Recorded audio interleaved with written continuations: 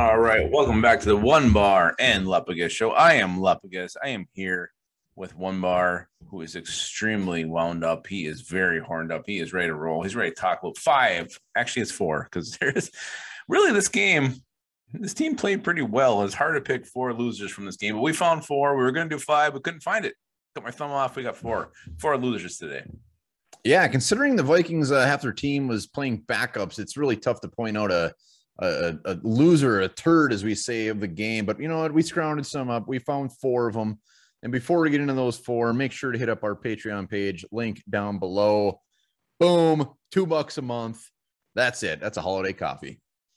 It's also a great holiday gift to give yourself. It's the holiday season. Send us. And why wouldn't you do it? We all love Christmas. We all love Thanksgiving. It's the holiday season. It's time to give. So why wouldn't you give that gift to yourself and to us as well? Let's start this thing with the most obvious and the most glaring loser of this whole entire game. It's the offensive coordinator, Clint Kubiak. Again, the first series goes off great. Without a hitch, you score. And you score again later. But then second half, 3-0. What the hell are you doing? And I think the worst thing was his chance in overtime. What he did there, he completely dropped the ball after the big Anthony Barr interception. Clint Kubiak is no doubt a turd on this thing.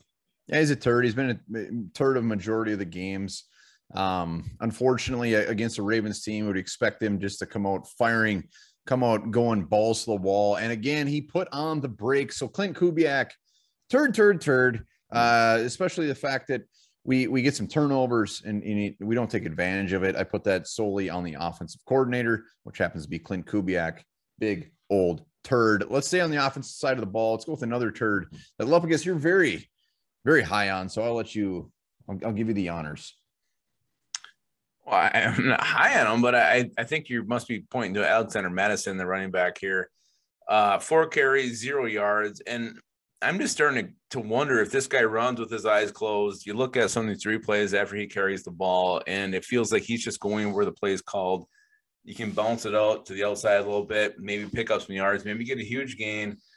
And I know four carries is a small sample size, but I feel like when you're the backup running back, you're in to relieve Dalvin Cook. When you get an opportunity, you got to make the most of it. And when you're going 4 for 0, that's not good. And I do feel like he left some yards on the ground today that he could have had.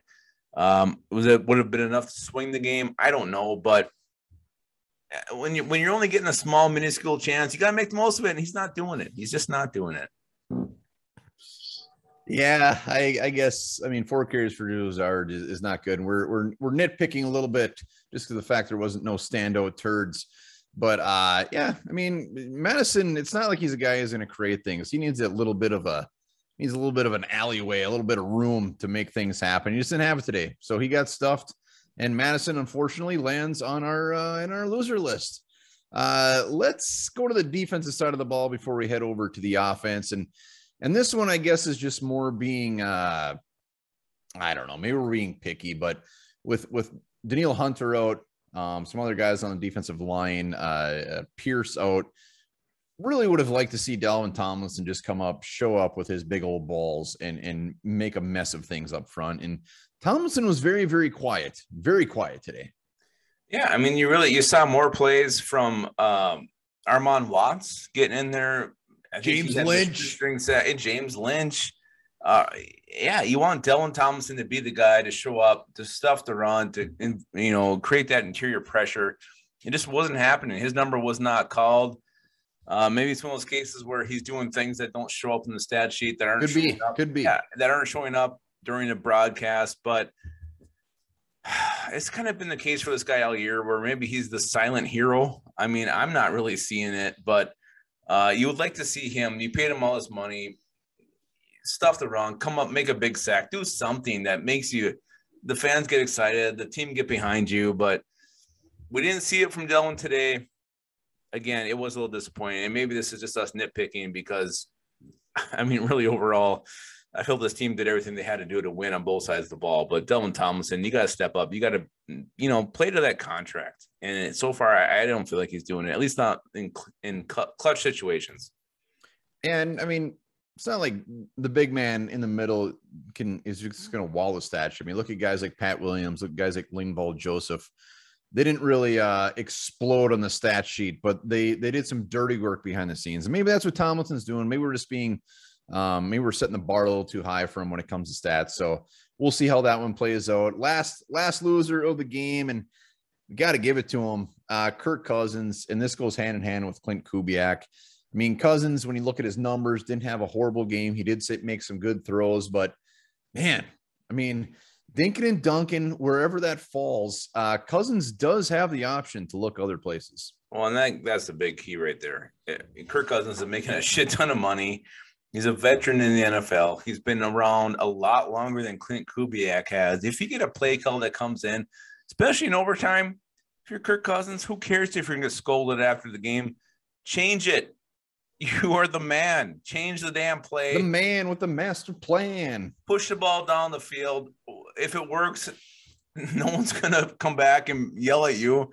I don't understand it. You got a rookie play caller who's like half your age. You are the man. Show your balls. Wrestle him. Win. Show who is the superior guy. Take control.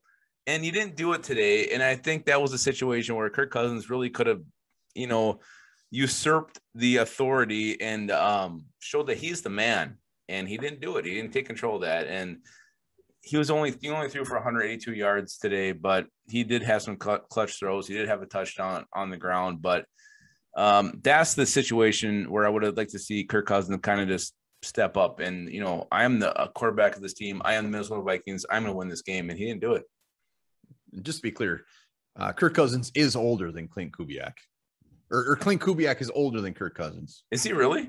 Yeah, he is. So. Oh my God, I could have. Clint Kubiak would have had to be 16 to be half his age, but we get the point. We get what you're saying. Kirk Cousins, he had the chance. Get crazy. Call one audible a game. Get a little nuts out there. They call a 3-yard pass to Tyler Conklin. Damn it! You say screw it.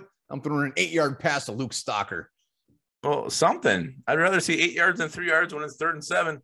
And this the whole Delvin Cook run and then the screen. I mean, that's where I think you got to, if you're Kirk Cousins, you got to swap out of that and do something different. It's just again, it's this whole ball of wax that we've seen that's been playing calls to not lose games and not to win them. And we saw it again today in overtime of all situations where you just have this huge turnover, just screaming, make a big play. And they didn't do it. They kind of just tucked their balls and did the turkey gobble and walked off. Nothing wrong with that. Nothing wrong with a little turkey gobble every once in a while. Unfortunately, it led to a loss. Those are our losers. Let us know your losers in the comments below. Hit up that Patreon link. Give us a like. Give us a subscribe. Hashtag 4,000 in the comments. Remember, it's the holiday season. It's a gift to you. It's a gift to us. And here's a gift for you too.